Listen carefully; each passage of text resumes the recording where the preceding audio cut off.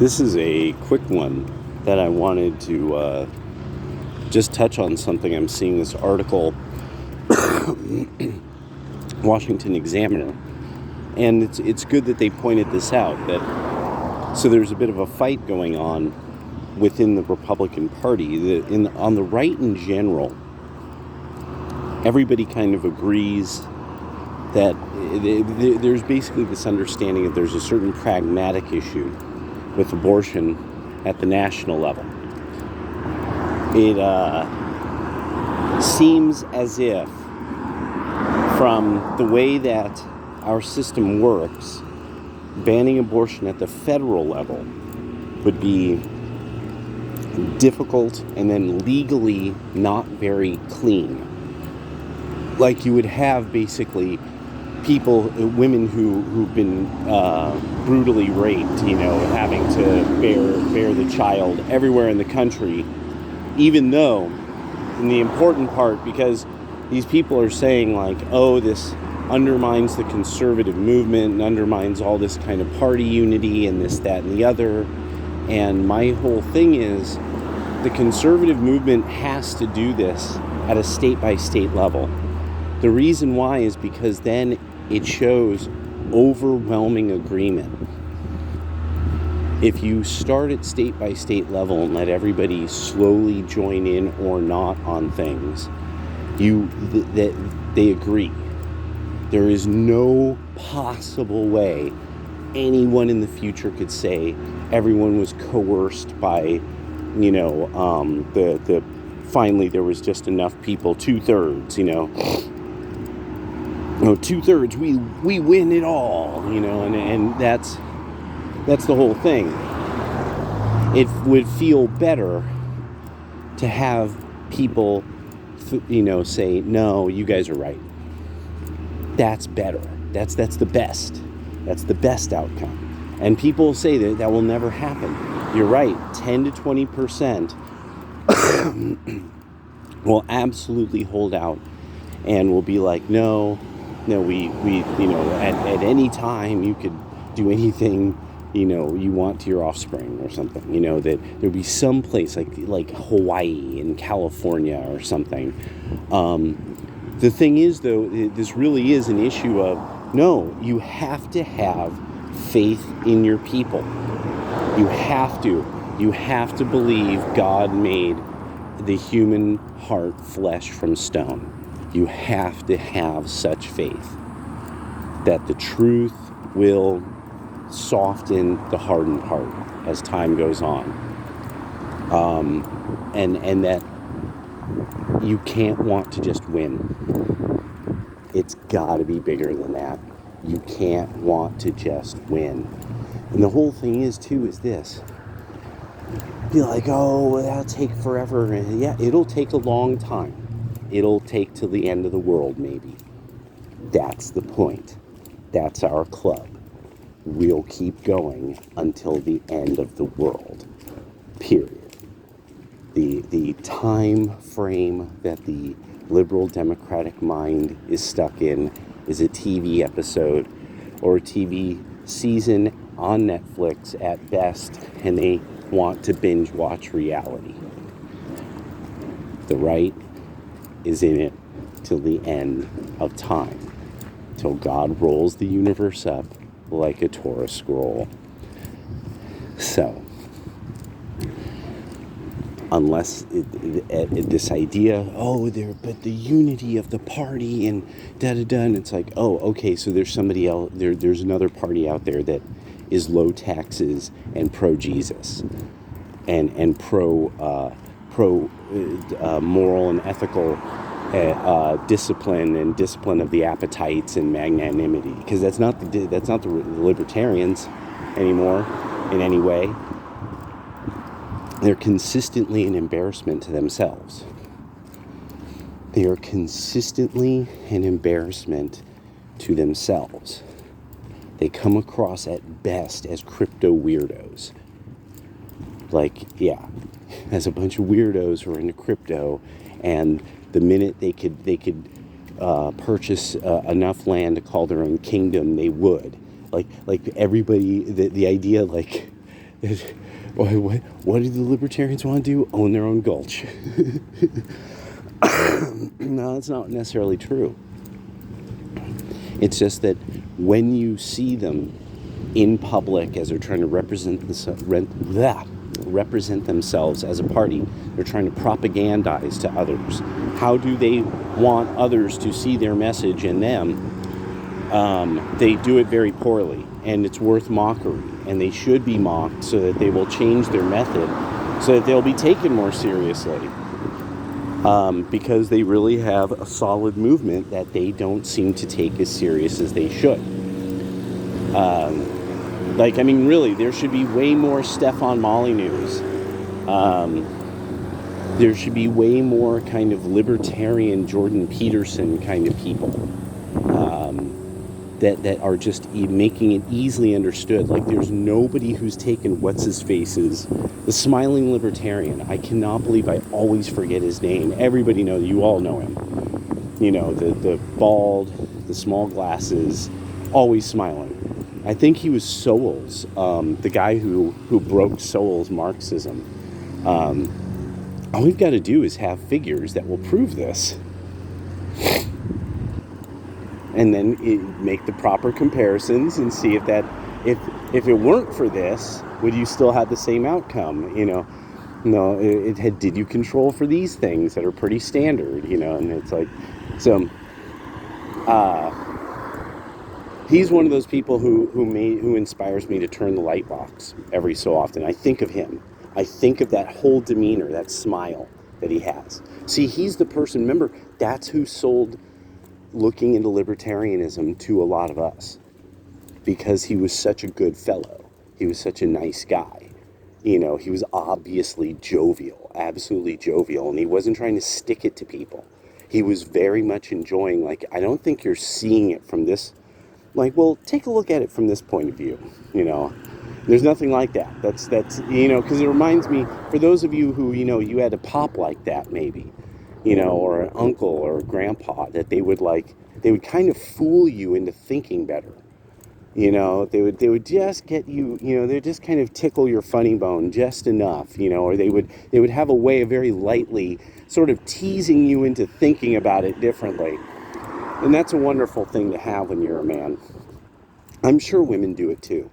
But it is different, because men speak shoulder to shoulder, women speak face to face, and men really don't like doing that face to face thing, because that's the way predatory animals dominate one another. So we have to speak shoulder to shoulder as brothers, workers, soldiers, equals, on the square, or on the square. So.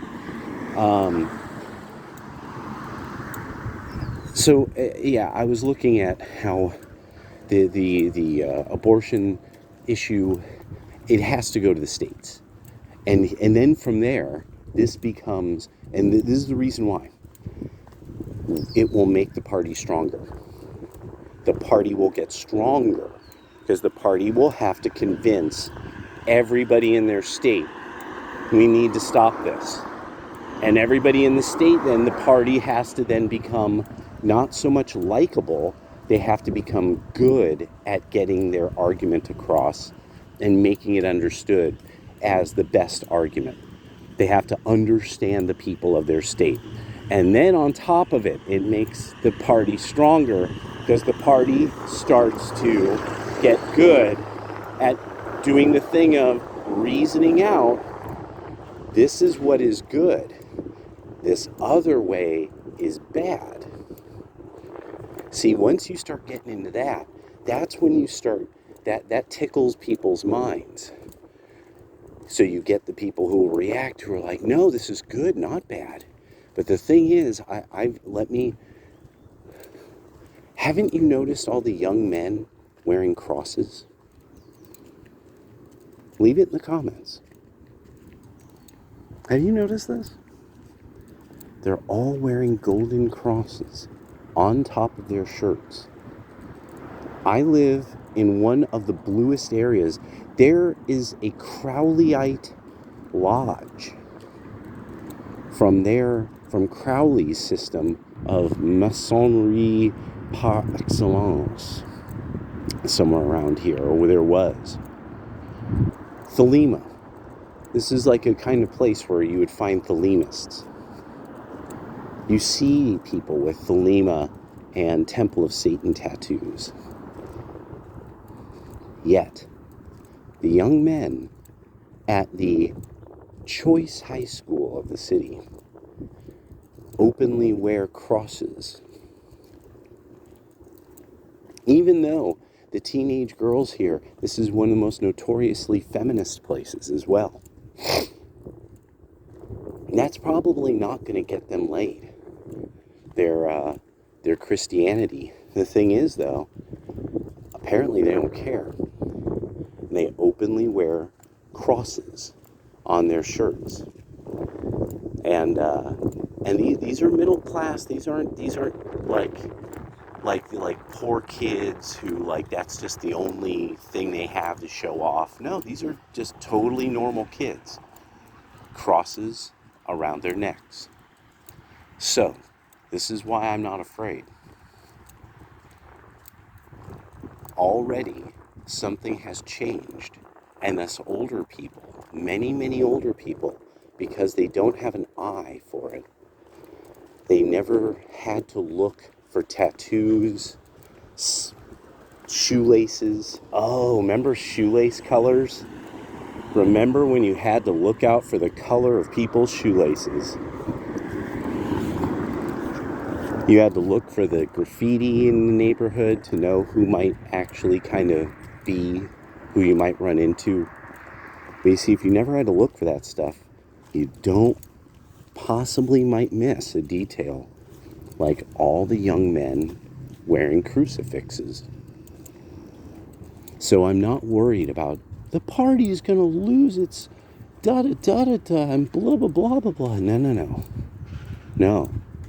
Every single place has to get convinced of what is right from wrong. If you do it from the top down, it comes across as cheating. That's it. And I know somebody like Nick Fuentes will be like, just firing off Romans, going crazy. And it's like, yes, because Nick, you would fail. You would fail, and you would fail immensely. You would be pure Republican fail-tardedness on the fail state with the fail status exploding multiple times as you hit the ground. That's all that would happen. That's all that would happen. You would fail. And it's because Nick Fuentes isn't good at cultivating liking from people. He doesn't want to be liked. He wants to be feared, like some kind of gang member. He doesn't get it. He doesn't get how that's not real power. And I know he doesn't. I know he there's a part of him that doesn't. It's just he falls into it too easy. It's the streamer in him. It's the kid in him. It's because he doesn't lift weights. I know he'll never get that. Probably his fans won't either. It's not until you change the chemistry of your body and you could slough it off. You could just shrug it off way more easily because you're like, fool, I'm yoked.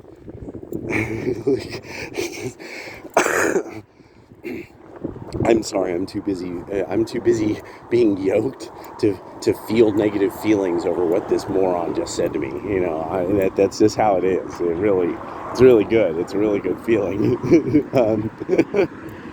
But no, Nick Fuentes aside, it's just that the reactionary Catholics, now there's a degree to which I have to put it as, and many of the Orthodox and many of the reactionary Catholics have to keep fighting. It is their duty. They are avowed. They are avowed to keep fighting. That's the agreement they have with, that's the agreement they have with heaven. You know, they're going to keep fighting. So my whole thing is, but the approach I would say you should take is the tougher one, region by region, county by county, convince people. And remember, because this isn't going to be tough nobody's getting into what do they do with the material. Remember how everyone still thinks that's a myth. what people found out they do with the material. So no, you just present that. I guarantee you, region by region, county by county, you will find people will agree with you, because they'll be like, wait a second, how did such an elaborate industry of human body parts become, like, how is this even legal? That's what you see. People will look into it because they'll be like, this isn't real, and they'll look into it. Then there'll be people who are like, I've heard of this, but I don't know if it's real, that kind of thing. And region by region, county by county, people will be like, oh my gosh, this is totally not what I thought it was in any way. Yeah, so I just wanted to put that in, not a short one. Wasn't much of a short one here, but a quick little video, yeah. 15 minutes, 20 minutes, just a little quick. Oh my gosh. I started looking up, I think, one scene in The Sopranos. So now every single gangster movie and TV show has like these like reels, like all the killings in Sopranos, all the this in this show, and so the Krays came up, and boy, that's a wild one. The Krays, the brothers Krays. And now I'm getting what the there's a famous punk rock song or oi song called Harry May. And there's not much reference, like nobody quite understood what the reference was to when I first heard of the song, and I have it, and I'm like, oh, okay, Harry May. And so what happened was they needed these British guys on the MySpace forum then says, oh yeah, well, Harry May, that's about a British gunman for the mob. And of course, I just never thought of this. Of course the mob there's some kind of mob in Britain, but I never thought of it. And I was like, huh. And like, that's why when you see the image, one of the famous things is, so now you see it all the time, everybody has sparrow tattoos. Well, that's the famous two sparrows, is that it's the picture of Harry May's arm. It's like you see braces, a nice shirt, nice dress-up braces, a nice shirt, and this hand, I think, reaching for a 25 or something like that. A small automatic 25, like a little Ruger or something like that, or a Beretta or something. And but that was the idea, is that he was a gunman he was a hitman for the mob in East End London, and it was a song about Harry May. And so then I was like, cray. It was that's probably. They're not saying it, but obviously this is kind of the reference to that. And that was a big thing with that style, that whole style of being an East End geezer and stuff, with early punk rock and oi and stuff like that. So, yeah, just something I was thinking about. All right, talk to you guys later.